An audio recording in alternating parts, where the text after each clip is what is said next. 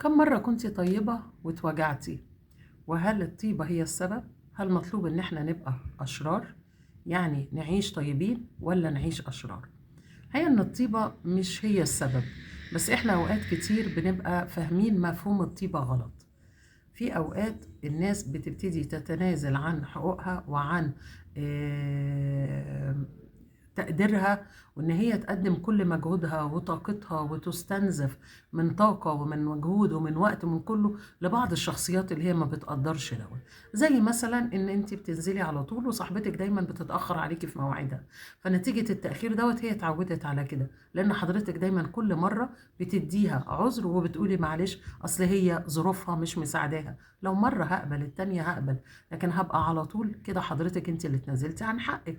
زي الأم اللي دايما بتتعب وبتدي من طاقتها ومن وقتها ومن مجهودها ومن صحتها، ودايما ما بتتقدرش، ولو يوم واحد بس قالت فيه لا أنا تعبانة مش قادرة، بتحس دايما باللوم، ويمكن كمان هي نفسها اللي تحس بالذنب إن هي مش قادرة النهاردة تدي، وتحس دايما إن هي في لوم عليها، وإن الشخصيات اللي معاها هم مش بيقدروا دوت. ده معناه استنزاف لطاقتك ولمجهودك ولوقتك من شخصيات ممكن تكون ما بتقدرش، لان في الاخر ممكن اكون انا اللي عودتهم على كده. احنا مش مطالبين ان احنا نبقى اشرار عشان نقدر ناخد حقوقنا وندافع عن نفسنا، مش مطالبين ان احنا نبقى ناس وحشة عشان نقدر نقول نعرف ناخد حقنا، مش مطالبين ان احنا نكون ناس عنيفة عشان نعرف ناخد حقنا. احنا كل اللي مطلوب مننا ان احنا نبقى طيبين، بس مع الطيبة في حدود ومعاها شوية حكمة.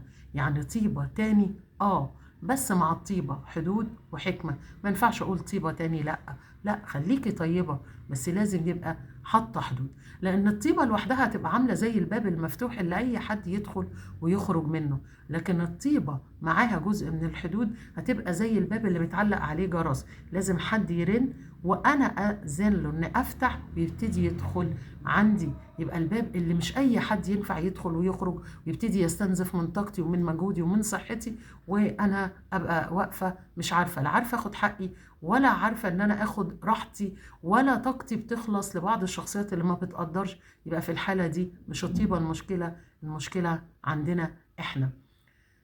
كوني طيبه، والطيبه بحكمه هتديكي حقك. كوني حنينه، بس مع الحنيه جزء من العقل اللي يقدر يوقف الحنيه الزياده اللي هي ممكن تخليكي تدوسي على نفسك وتستنزفي اكتر. خليكي حنينة بس معاه شوية عقل.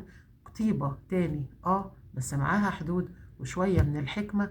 انت مش لوحدك، معاكي نرمين وايد في ايد لحياة اهدى. ونكمل دايما مع بعض سلسلة ام واعية وبنت واثقة.